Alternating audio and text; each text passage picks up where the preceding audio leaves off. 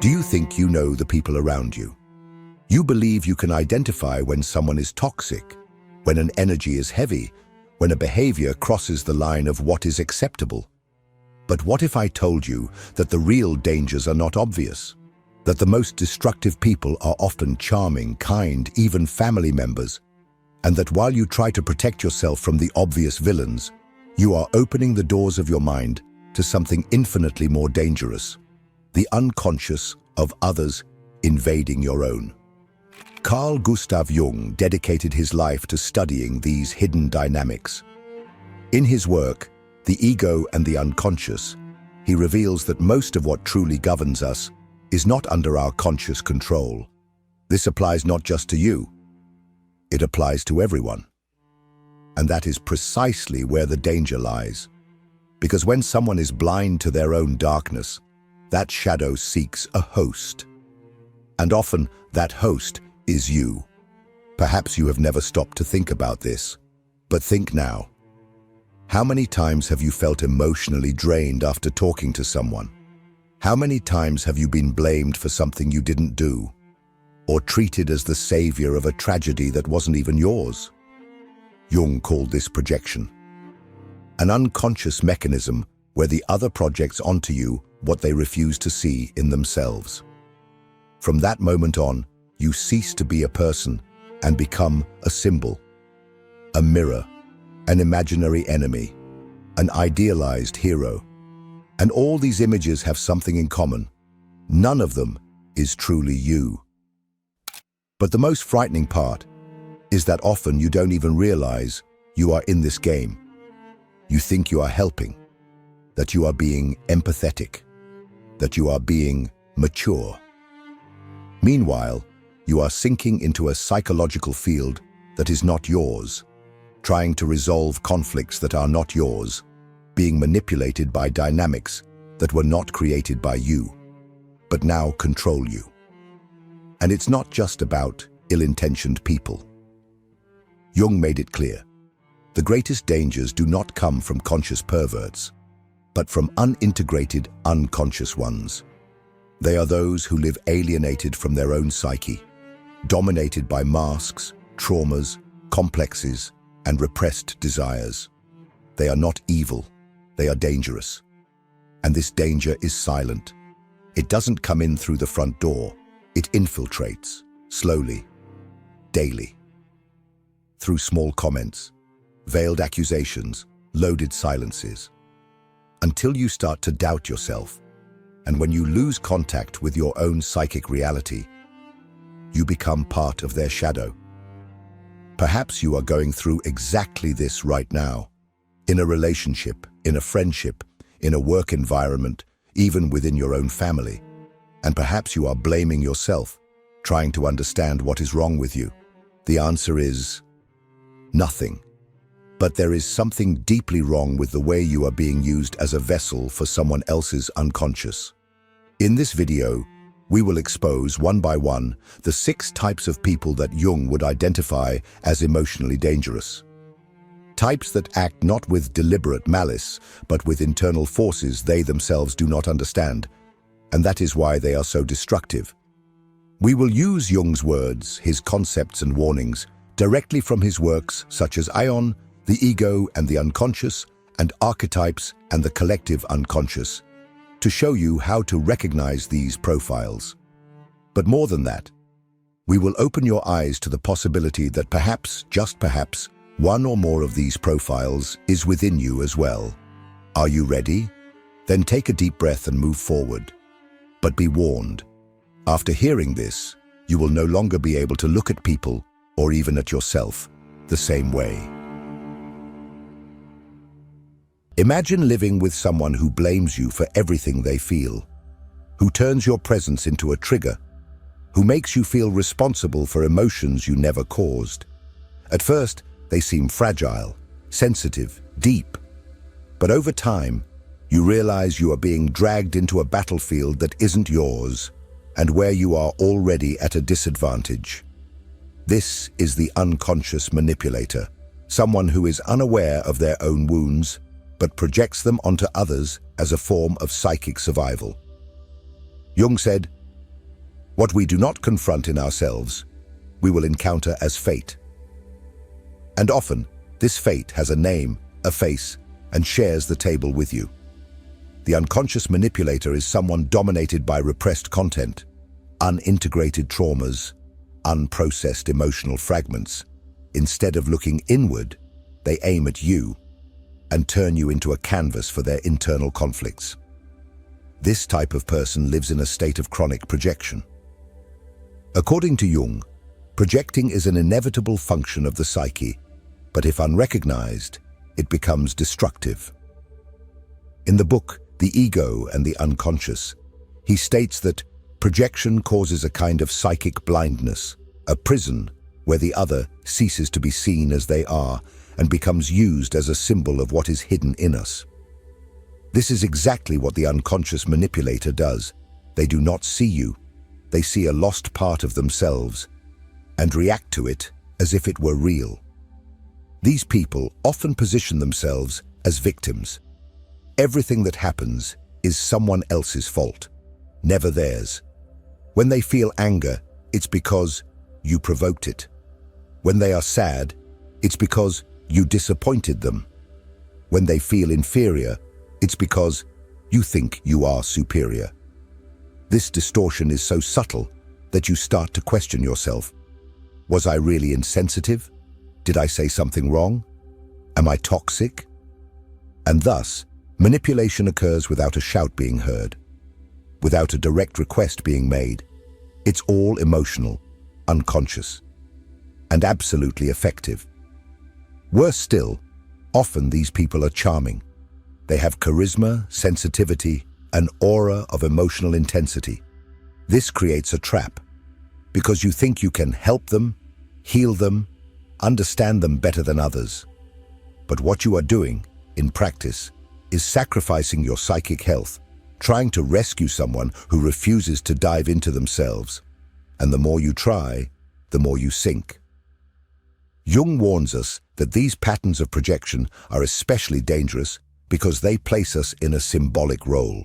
Savior, enemy, traitor, father, mother, anything but who we really are. And living in a symbolic bond is living in an illusion. You cease to be seen as a subject and are treated as a distorted reflection of the other's unconscious. The only way to protect yourself from an unconscious manipulator is to develop awareness, recognize the patterns, cut the invisible threads that connect you to this person's emotional narrative. And most importantly, constantly ask yourself if what you are feeling is yours or has been induced. Because the unconscious manipulator does not invade your life violently. They enter through the gap of your empathy. And once you recognize this pattern, the next step is to understand how it disguises itself even more deeply with the mask of the persona, the one who not only projects, but acts, lives in order to appear as something they are not. In the next section, we will explore the bearer of the persona and how it represents one of the greatest psychological risks pointed out by Jung. Because while the unconscious manipulator throws their conflicts onto you, the bearer of the persona can drag you into a world where even you forget who you really are. If this content is making sense to you, click the subscribe button and subscribe to the channel. Thank you for your support. Not all psychological danger comes from extreme behaviors. Sometimes, it comes from what seems too perfect, from the ever-ready smile, from the impeccable posture, from the flawless image. We live in an era of appearances where being is less important than seeming. And this, for Jung, was a serious problem, because when someone identifies too much with their own persona, the social mask we use to adapt to the world, they risk completely disconnecting from their essence. And those who live for the mask not only lose themselves, but also begin to distort everyone around them. In the book, The Ego and the Unconscious, Jung states that the persona is what someone is not, but what he and others think he is. In other words, an artificial construction, shaped by social, familial, and professional expectations. In itself, the persona is not a mistake. We all use it. It allows us to fulfill social roles, to be a doctor, teacher, brother, friend. The problem begins when someone believes they are only that, when the mask sticks to the face, and everything that is spontaneous, vulnerable, and authentic is locked in the basement of the psyche. The bearer of the persona is the master of functional superficiality. They say what others want to hear. They behave in the right way. They avoid conflicts at all costs. But behind the curtain of control, there is a soul in ruins. Because the more they sustain the image, the more they suffocate the self. And this repression, sooner or later, exacts its price. For those who live with this type of person, the impact is profound. You feel that something is wrong, but you can't say what. There is a lack of spontaneity, of truth, of depth in the interactions. Everything seems rehearsed, and worse, the bearer of the persona projects this demand for perfection onto you as well. They expect you to perform, to fit in, to collaborate with the theater. If you express something outside the script, an intense emotion, a doubt, a pain, they retreat, become uncomfortable, shut down. Because everything that reminds them of what is repressed within becomes unbearable. Jung warned that this type of identification with the persona is one of the greatest threats to the process of individuation, the path of self-knowledge and integration of the unconscious. For him, the real danger begins when the individual is hypnotized by the role they play, believing they are what others see. And that is exactly where the risk lies.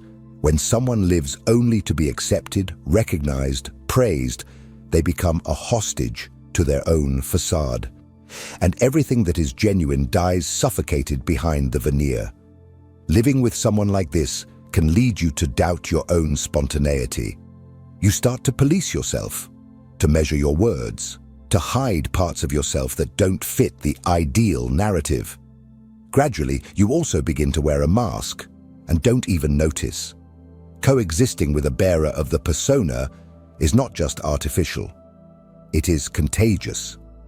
But there is something even darker than that, because when someone represses what they feel, think, and desire for too long, it doesn't disappear. It accumulates.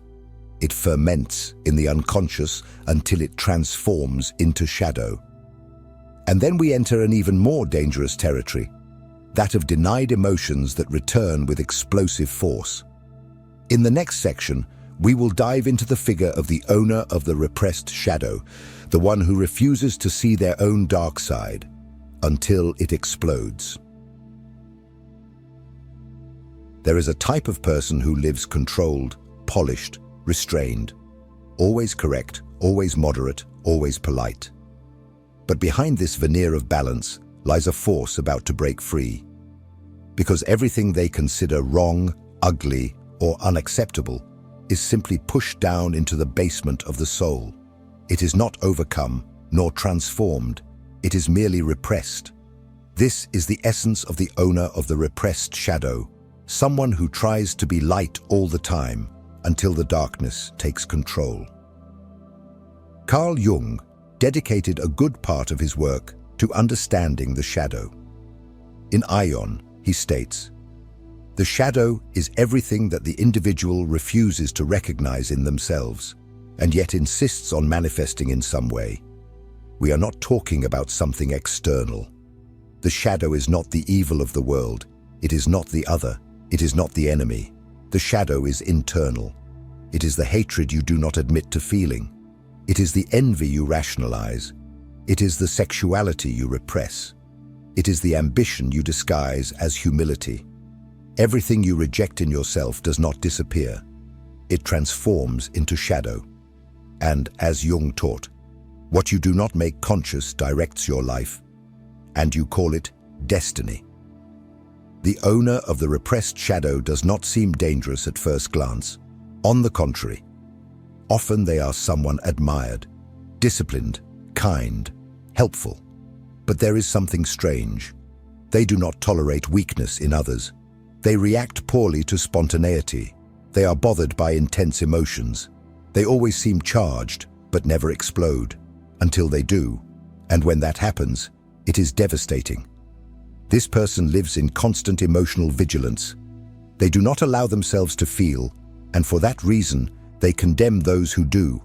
They do not allow themselves to err, and for that reason, they attack those who do. They become moralistic, demanding, controlling.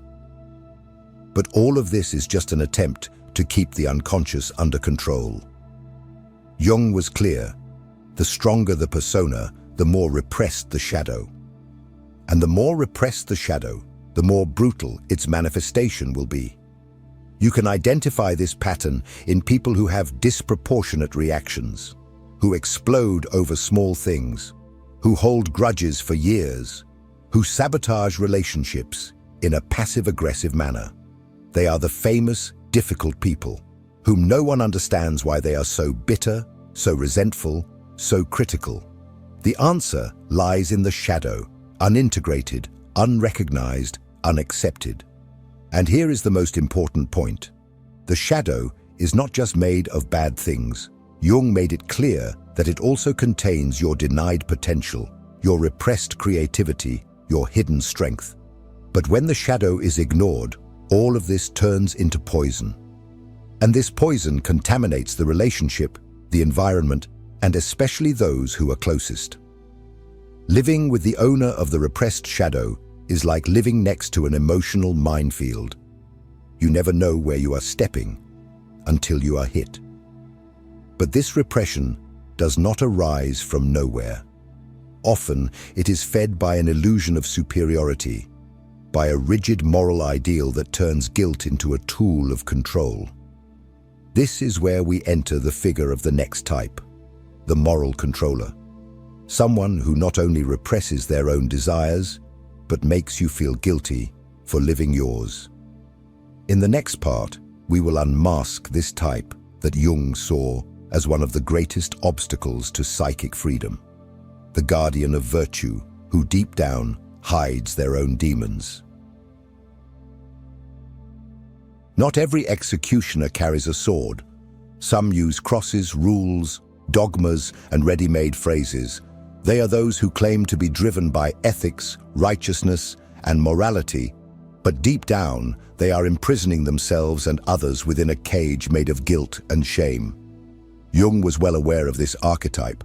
For him, when morality is used as a facade, it becomes one of the most insidious forms of psychic repression. This is the case of the moral controller, someone who, instead of integrating their shadow, projects it onto the behavior of others and condemns them for what they do not accept in themselves. You have certainly met someone like this, people who frequently point fingers but never look inward, who position themselves as a reference for behavior, not because they truly are, but because they desperately need to maintain an image of moral superiority. According to Jung, the greater the repression, the more intense the need to project the shadow. And that is exactly what the moral controller does, transforms others into sinners, deviants, immoral, to avoid facing their own desires, impulses, and contradictions. The problem is that unlike a common emotional manipulator, the moral controller believes they are doing good. They genuinely think they are correcting, saving, or educating the other. And this makes their influence even more toxic, because it is cloaked in authority, good intentions, and false spirituality. The criticism comes accompanied by phrases like, "It's for your own good," "You'll thank me later," or "Someone needs to tell you the truth." But this truth is not neutral. It is laden with projection. In the book Ion, Jung extensively discusses the figure of Christ and the Antichrist as archetypes of wholeness and dissociation. The moral controller believes they are embodying the light, but completely ignores their own darkness.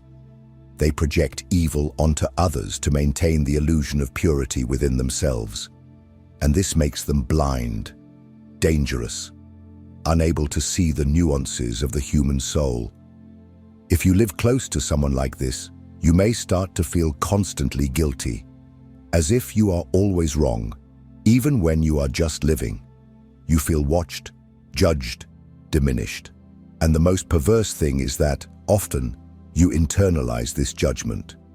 You begin to repress parts of yourself that are natural, human, spontaneous, and mold yourself to an ideal that is not yours. The morality of the other becomes your prison. This dynamic is common in families, religions, and rigid environments where obedience is confused with virtue. Jung saw this pattern as a real threat to the process of individuation. For where there is excessive moralism, there is an absence of self-knowledge. The extreme moralist does not want truth, they want control. And when they cannot control the external world, they begin to control the internal world of those around them. But the moral controller is not the only one guided by unconscious forces. There is another type that is even more volatile, unstable, and unpredictable, the complexed. While the moralist represses and projects, the complexed individual is completely dominated by unconscious contents and reacts from them like an emotional puppet. In the next part, we will dive into this explosive territory where consciousness loses control and traumas take the wheel of the psyche. Prepare to encounter the type of person who can embrace you today and destroy you tomorrow, without even knowing why. If what you're hearing resonates with you, you'll find real value in my ebook, Beyond the Shadow.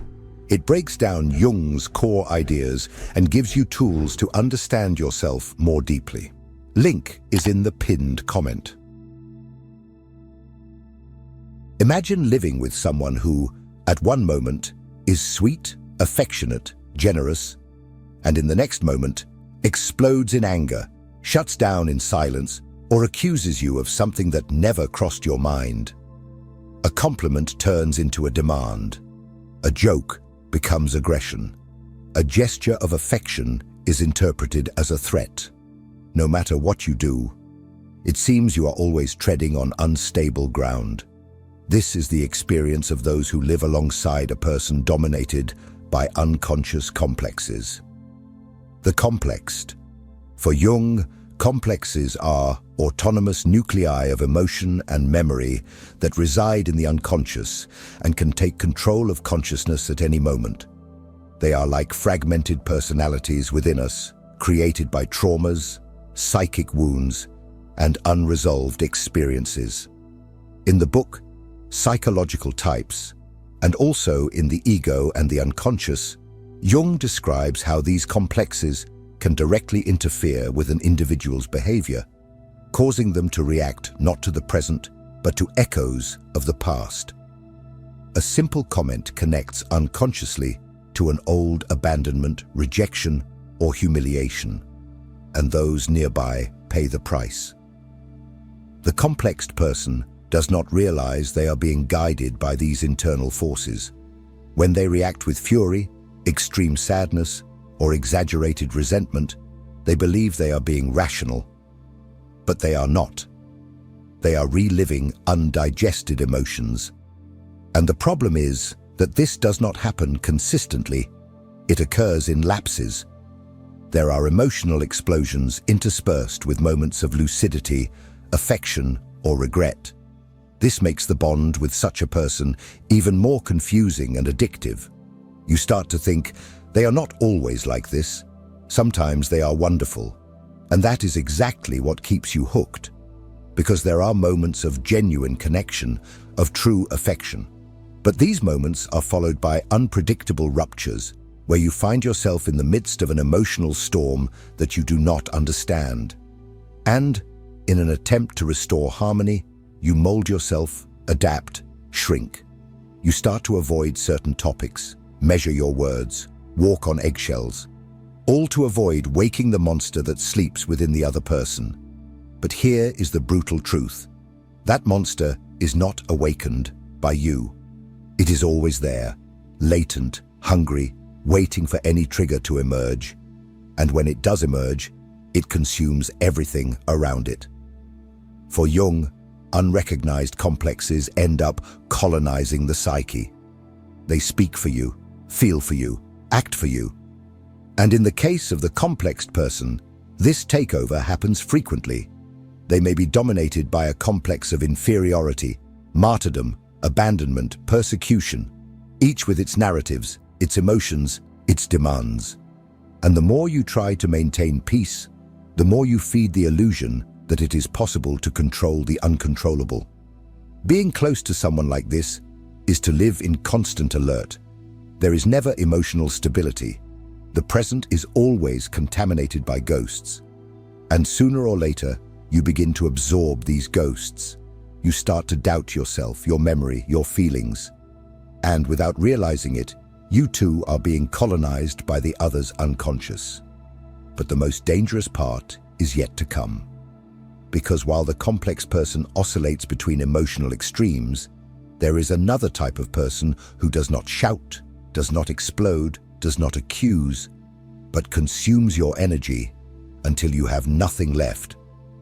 In the next and final section, we will talk about the psychic vampire, the one who feeds on your time, your attention, your empathy, and leaves you exhausted, drained, empty. And with them, we will close this cycle by revealing what Jung truly believed to be the way out of this unconscious jungle. Some people don't want your presence. They want your energy, and they will do everything to drain it. Not with violence, nor with explicit aggression, but with subtle demands, chronic victimhood, emotional dependency camouflaged as affection. This is the psychic vampire, the most silent and insidious form of emotional draining that Carl Jung ever warned about, even if not by that name. Because in Jungian language, it is the symbol of the unresolved symbiotic relationship, the pathological bond that hinders psychic growth and dissolves the contours of the self.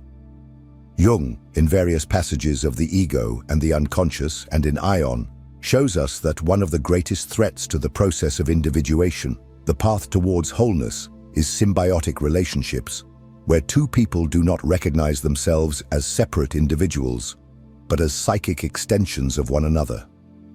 The psychic vampire lives exactly in this type of connection. They need your constant attention, your daily comfort, your being available all the time.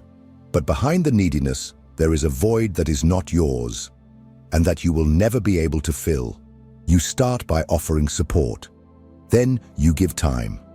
Then you tolerate emotional abuse in the name of understanding.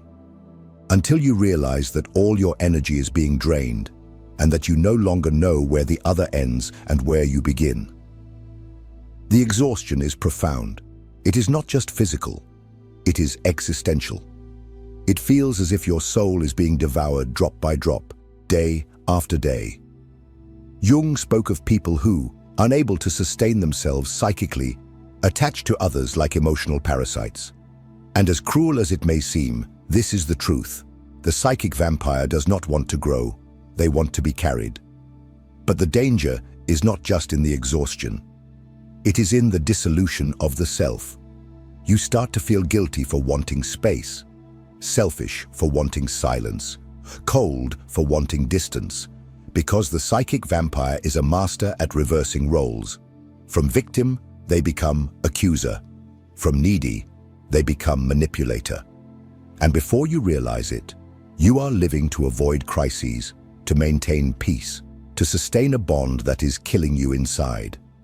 Jung offers us a path to make the unconscious conscious, and this applies to both others and ourselves. Because perhaps, at some point in life, you too have been a psychic vampire, or a complex person, or a bearer of the persona. None of us is immune. We all have shadow. We all have pain. The difference lies in who has the courage to look within, and who chooses to project that weight onto others. This video was a mirror, a dive into the dynamics that bind us, hurt us, and keep us unconscious. If you've made it this far, it means you are ready to see, to name, to break free. And this is the first and most powerful form of freedom. It is not about blaming others, but about stepping out of the hostage position, about reclaiming sovereignty over your own psyche. Now, I want you to participate. Leave in the comments. Which of these profiles have you faced? And which do you honestly perceive within yourself? Your comment could be the beginning of awareness, yours and of those who read it. And before you go, an important notice. The next video is also essential. It will take you even deeper into this journey of self-knowledge, so keep watching. You need to see. Because the more light we shed on the unconscious, the less it controls us. See you there.